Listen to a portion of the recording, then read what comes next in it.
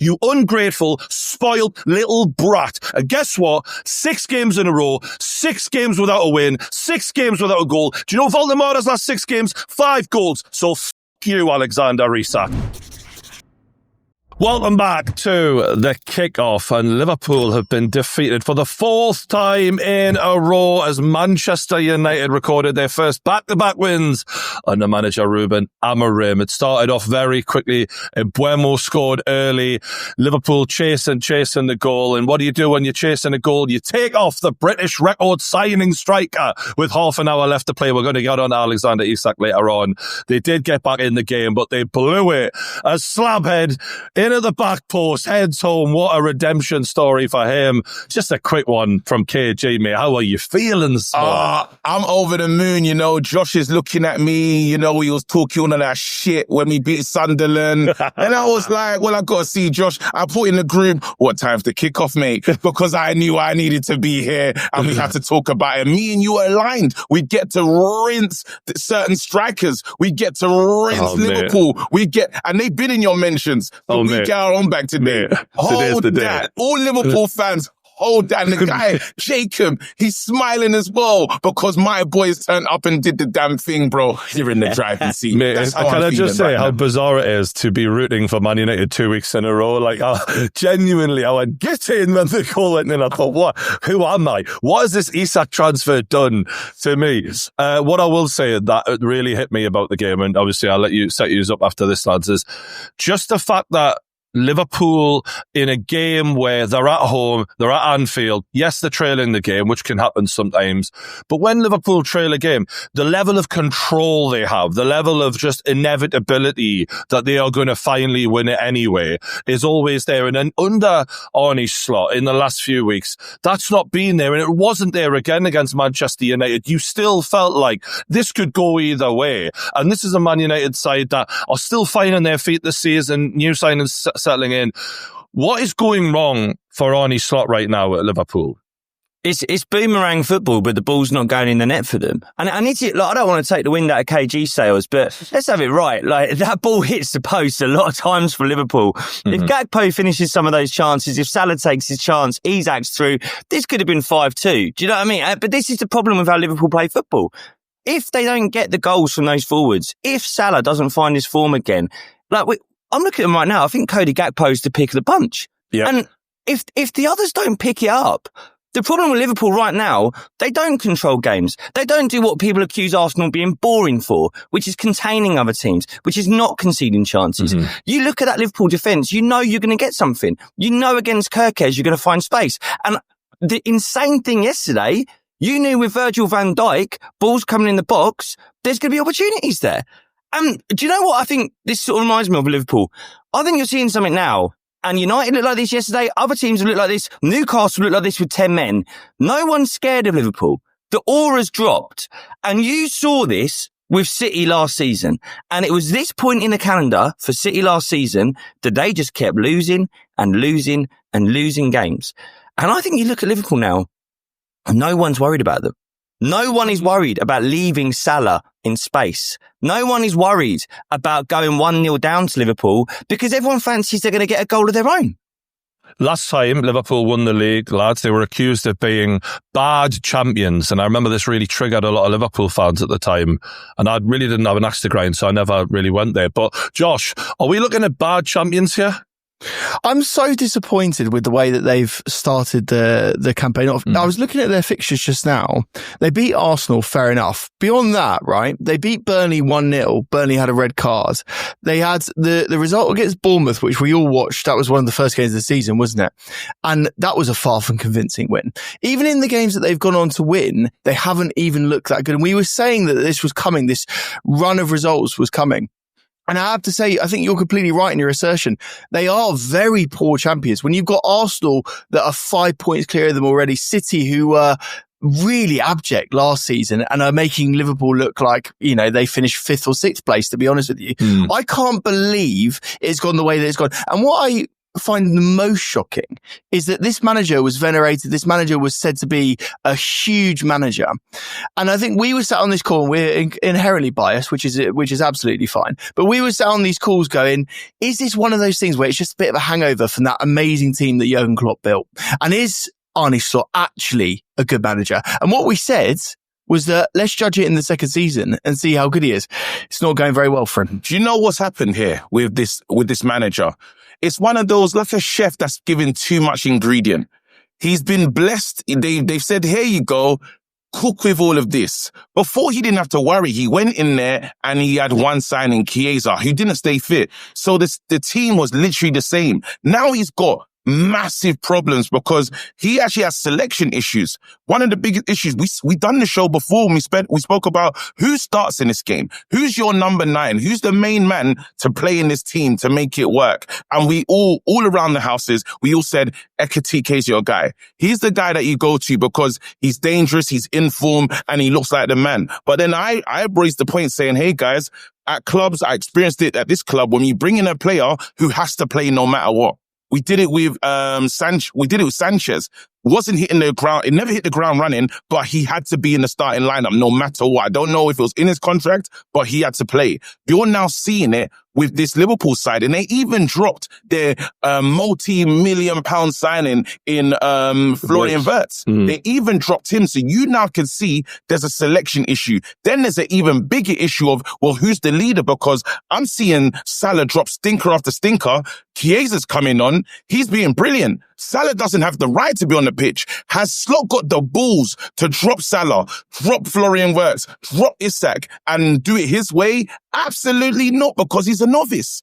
I think we fucked up. I think we fucked up, right? Because we did a video where we said how good transfer windows were, and I think we all gave Liverpool an A. Yes. We shouldn't have given them an A.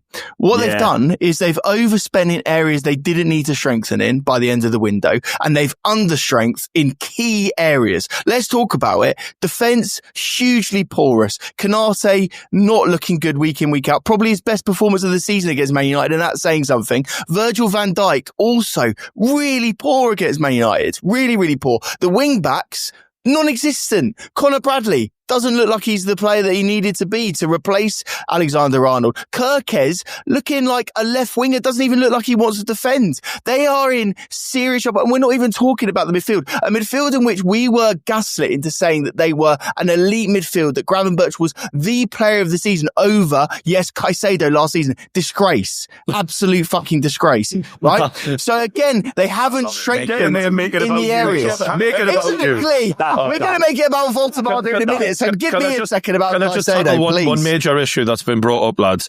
And I think what the main difference between last season and this season is last season, they had a player who was in the form, possibly the most informed player in Premier League history.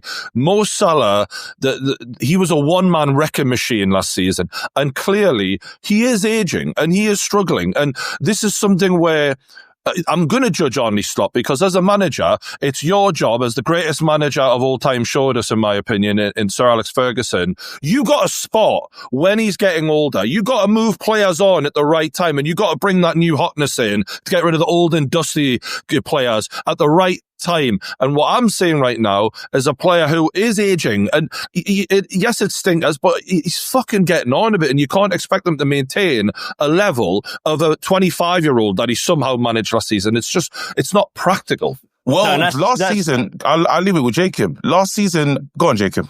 I was just going to say, mate, just quickly, this is what, we're 8 weeks into the season now? 8 weeks, and we haven't had much from Salah. He's going to disappear in the new year. What happened? Like, that is a long time that they haven't had productivity from what is probably still their best player. And this was something that me and Josh both made a point of in saying that the 400 grand a week Mo Salah contract, we both said it was a mistake at the end of last season, and that they probably should have just took the money and reinvested, because that's the thing with Van Dijk and Salah. You've built, all of your trophies in the last decade off of these two players, and obviously good players around them, but these were the two biggest players of that generation.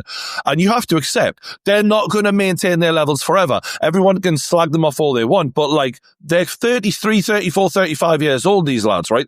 This is the age where you do use them less. You can't count on them week in, week out. And yet they're the most depended on. And I think that when you've strengthened so deeply in other areas that you could have saved, I mean, Wirtz and Isak were luxury buys and partly down to greed in my luxuries that they didn't. Luxury that they didn't need. And I think we need to go into this because this is something I paid close attention to yesterday. You have the Salah issue. We've given Salah a contract and we've seen it. All of us have experienced this. A player playing for a new contract, he is unbelievable. A new contract inspiration is different. Even if we were told at work, we're going to get a bump up in pay rise for anything that we're doing, the level of intensity and how we attack that job is different. It's a human thing. But now, looking at Van Dijk, Bruno Fernandes gets cussed for poor leadership. And he's bad at times, flailing his arms. He's just doing a lot. I've watched Virgil van Dijk, and his treatment of Kerkez has been anything but embarrassing. Every minute, staring at him, looking at him. What are you doing that for? Blaming him. The ball hits him in the face. He's on him again. But mate, wait a minute. Wasn't it you that went up with your elbows and took out McAllister? Then you want the game to stop. Mate, that was on you. That was your bad. He's making mistake after mistake. His head wasn't in the game and he's blaming others. Instead of being a captain, helping this brand new signing through and making him feel comfortable, he's making him feel worse. And, you know, when you compare, people have compared him to the John Terrys and great Premier League defenders. But the one thing I will say about John Terry later on in his career, his positional sense, even if his legs weren't the way they were, it was very, very, very good. His positional sense, Van Dijk, has been all over the fucking shop this season. But again, why didn't you strengthen? Your new Canate is fucking flirting with Real Madrid. You've spent over 250 fucking million on two players that really you didn't need. Yes, they're great talents and whatever, but you didn't need them the way you need other players. And I think that it's like he's gotten carried away with the attacking firepower as shown in the game when he throws on every fucking attacker at the fucking club. And I think that it's like, it's almost Kevin Keegan, like from, you know, for those who don't know, an attacking manager Newcastle had many, many years ago who didn't think about the overall squad balance, and he paid the price for it because he blew a fucking 12-point lead at the top of the table. And I'm looking at Liverpool thinking, all fur coat and no knickers. Where's the fucking foundation here? And I've got to get on to Alexander Isak because I've been talking to a few people. I've heard a few things from some Newcastle journalists as well. And apparently after that cup final, he fucking didn't give two shits at Newcastle. He was walking around like the club owed him, you know, everything, and that he was the big I am. And even in the summer, you know, when he was doing his summer training, he was just going through the motions. There was no effort there. Now, not only is it now costing Liverpool, it's cost his country, because he played in 3 World Cup qualifiers and he didn't score a single fucking goal, including against Kosovo at home, by the way. Sweden now looking all but out of the World Cup. Ironically, their manager, John Dahl Thomason, ex-Newcastle player, backed the way he was behaving at Newcastle, and it's cost him his fucking job. So how do you like them apples, Carl? Now, on the Liverpool, the way they went about this transfer rubbed me up the wrong way, but you got your man. And guess what? Newcastle fans said things about his injury, said things about his lack of impact against low blocks. We said all this. And the difference being is that at Newcastle, every single player's job was to make Alexander Isak look good. And that is important because we've got no players out wide who think I'm the guy. There is no Mo Salah. There is no Gakpo. Gakpo and Mo Salah and players like that, their first thought is, how do I score? It's not how do I make him look good?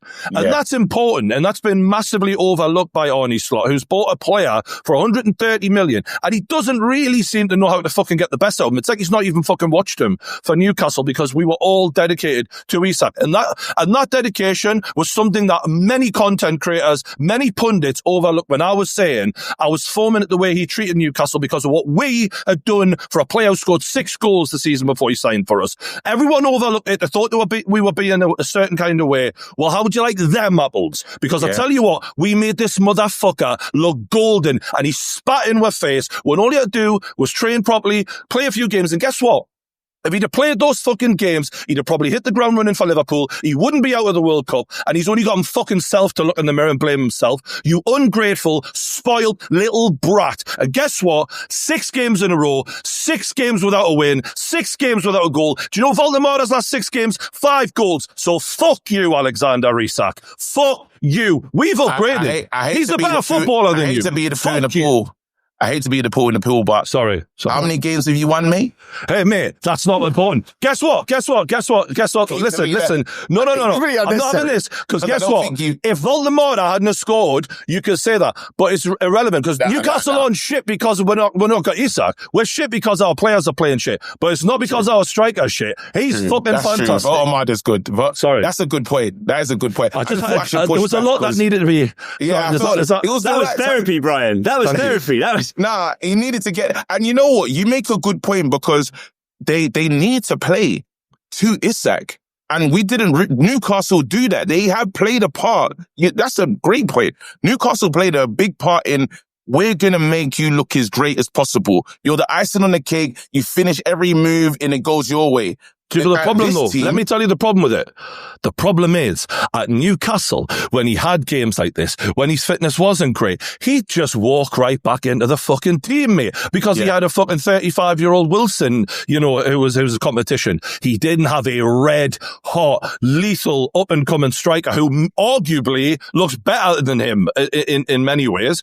Now it's a different thing because Arne Slot has stopped a red-hot in-form striker in Ekitike from playing because he's got to play Alexander Isak, a problem he created, a problem Liverpool's greed created. And now you actually have fucked yourself in this game because I think a lot of us would say if you'd started Ekitike, probably the result is different in my opinion. It's absolutely, there was a moment Ekitike comes on. Do you see? He drops the shoulder, low shot, low drilled shot. This guy, is...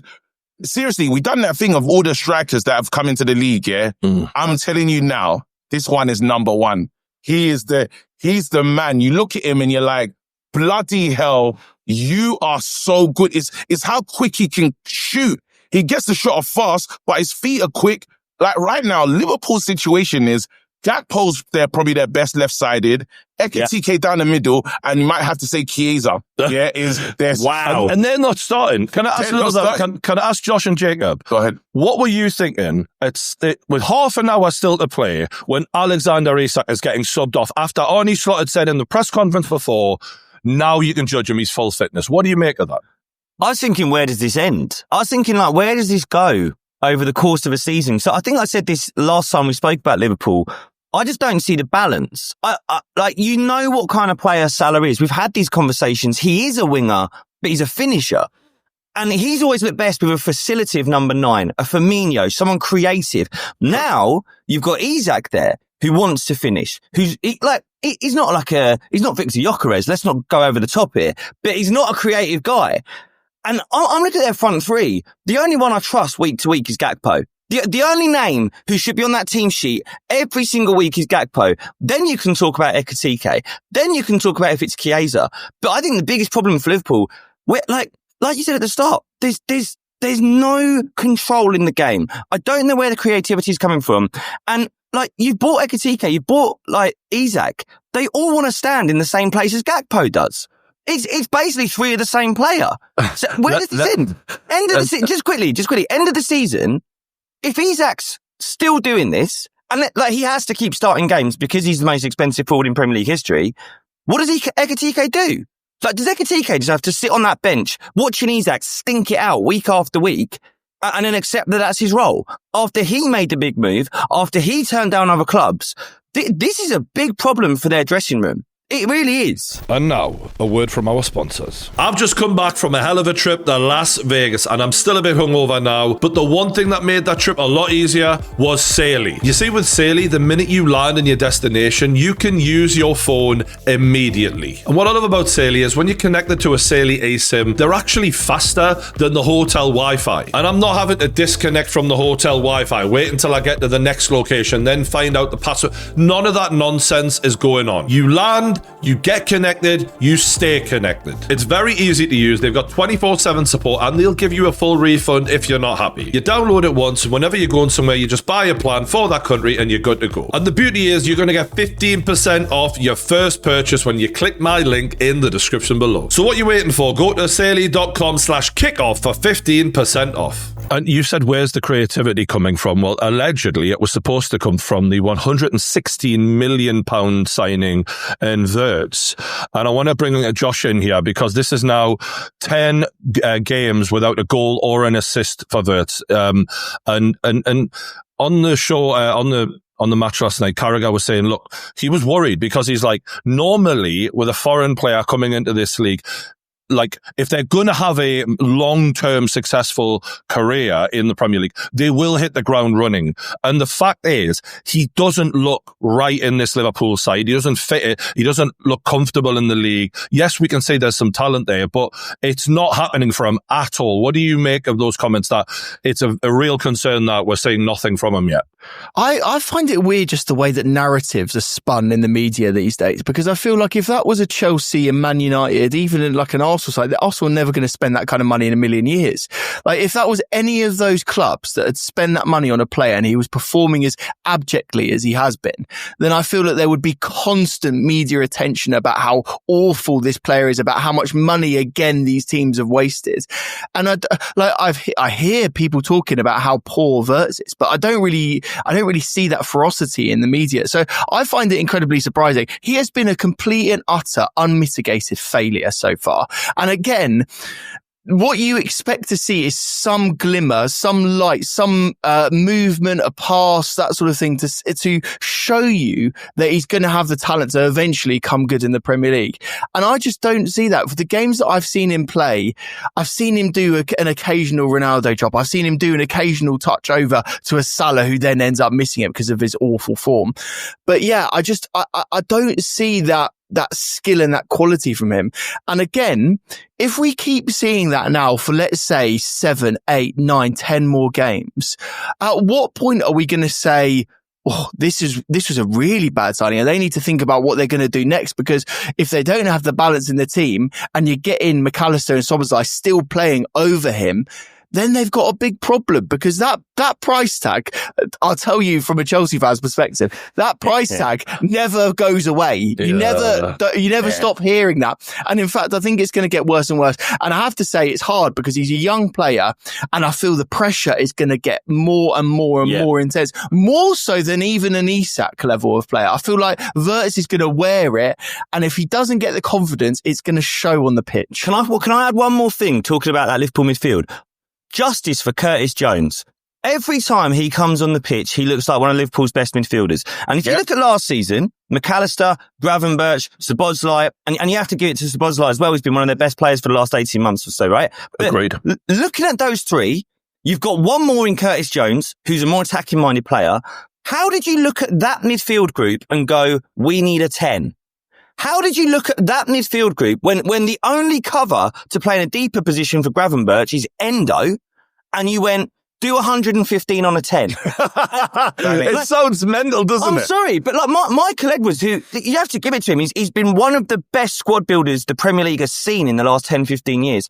He's had a fucking shit. He's had a mare. What is this? And again, he's another level of person here at director of football level where people have venerated. People have said he's so good. He's the best in the game. They were desperate to bring him back.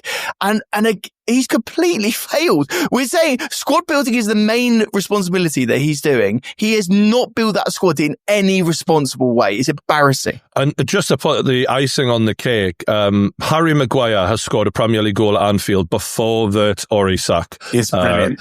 I mean, it's beautiful. Now, we do have to get on to Man United, and I will say, Arne Slot has a bone to pick with your lot, KJ. I'll let you respond to this. We've seen Sesko play the last 3, 4, 5, 6 games, but they go to Liverpool, they change the lineup. That's not the first time we've faced a team where they've done that. Apparently, squad rotation is not allowed. It's not allowed. Well, it's not allowed.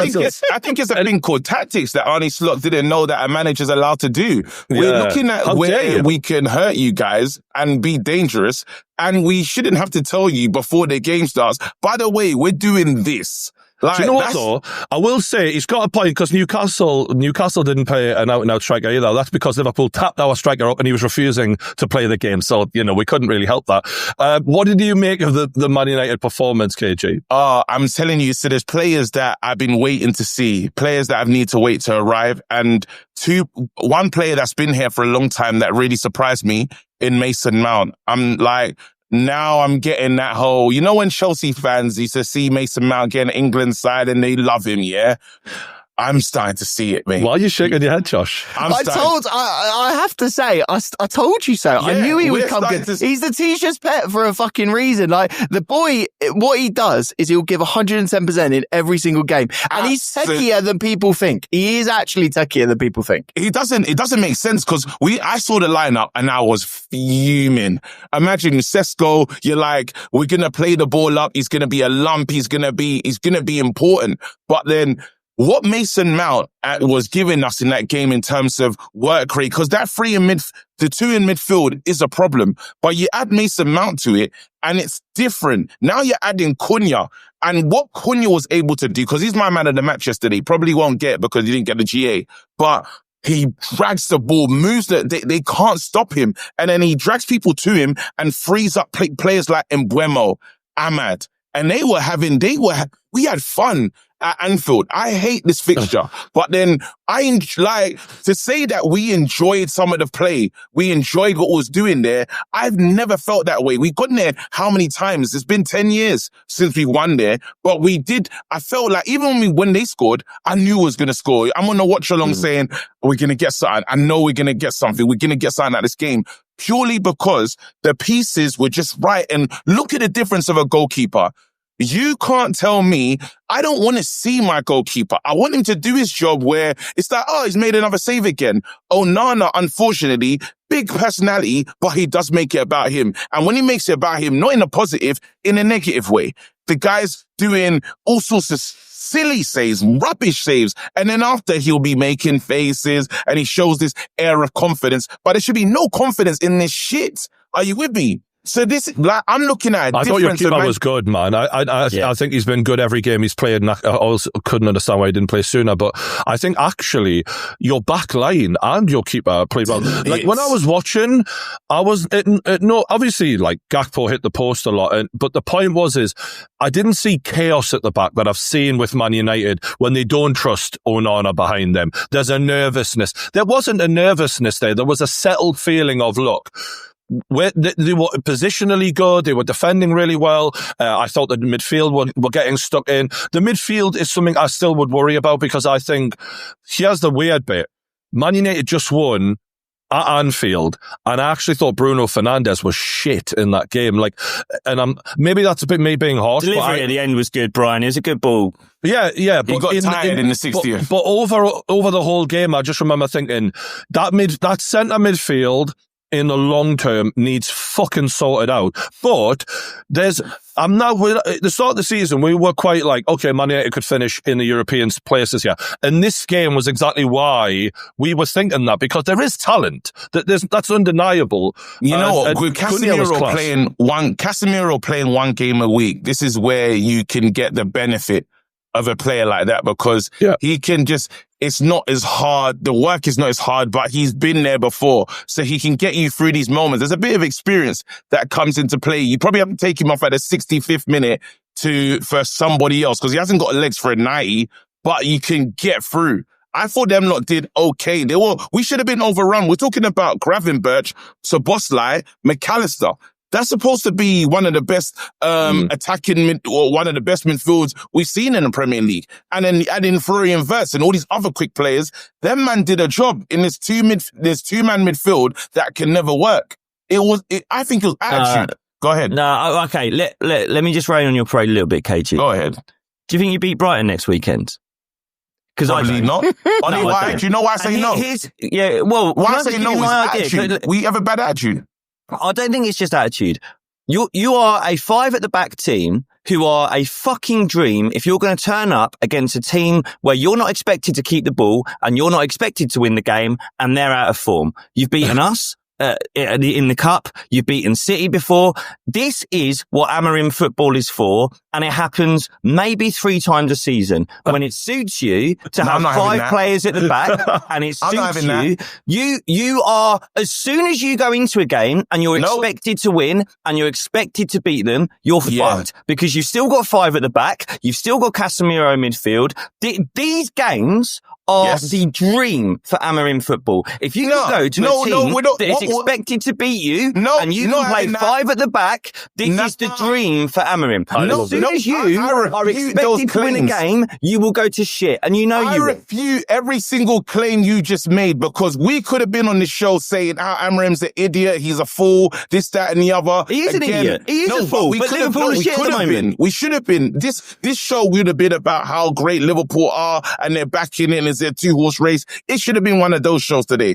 Amarim outcoached Slot yesterday, and he deserves his credit. Dropping his striker. Come on, the fucking post. The post outcoached Slot. Our 2 players got yellow cards. Our 2 players got yellow cards, quickly removed them off the pitch because he wanted to keep the same intensity. Now, Man United might be able to play a different way. So we might go up we might go up long with Sesko. If that doesn't work, we can switch it, bring on 10s, bring on your likes of your Mason Mounts. Cunha's fine in form. We can play a different way is what I'm saying. So it's not as simple as saying, we're just going to totally shit the bed in our next game because we could look different, but better. That's the thing. They just need to show a level of what we need to see in each game is intensity. Where Man United keep failing themselves is we showed great intensity against Arsenal and we should have got signed out of that game. We didn't. But we showed intensity in this game and that needs to go in week to week, which they don't do. That's the consistency. Well, the form reflects what you're saying, KG, and that you've won a good few games this season, but you've also lost a good few. It was your first back-to-back wins. I think the point that Jacob's making, there is some substance in this game kind of suits the way Amarim wants to play. And against Sunderland was so bad defensively, I don't think it was possible for you to lose that game, despite Sunderland actually annoyingly winning quite a lot of games this season. So I just reclarify my point. This is a great test for you next week. Yeah, I just want to re-clarify my point in relation to next week, which is that I think yesterday was a massive win for the players at Manchester United. Because as you say, KG, they're locked in, they're dedicated. We've not seen that over the last few years with Manchester United players. There are games where it gets to 60 minutes and they bail. And there's games when that equaliser came in for Liverpool, that was a real test of character for every single Man United player on that pitch. And for them to carry on, hold on, not concede another one, get the win late, that is a big win for the players. But the conversation this season around Manchester United has been about Amarim's tactical identity, the way he approaches games. And for me, winning in a game like this, I've always thought you're capable of doing this.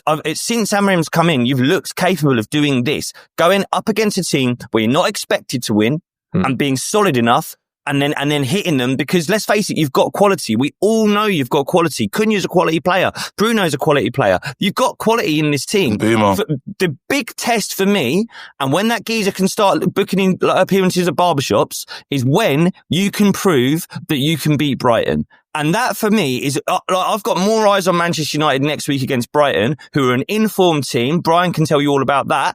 And we can see that is the Premier League. That's the Premier League. And not to spin it to Arsenal, but this is why I was fucking dancing after we beat Fulham, because that's the Premier League nowadays. You have to beat the Fulhams. You have to beat the Brightons. You have to beat the Bournemouths.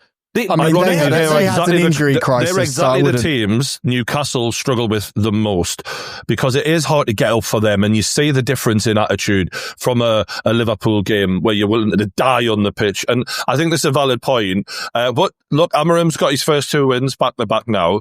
This is a chance. This is a chance for him to build on something. I'm gonna wrap it up there, lads. It's been a good chat. It's been a good one. I've got a lot of I need to say there. Appreciate you listening. We'll be back soon on the kickoff. Catch us on the next one.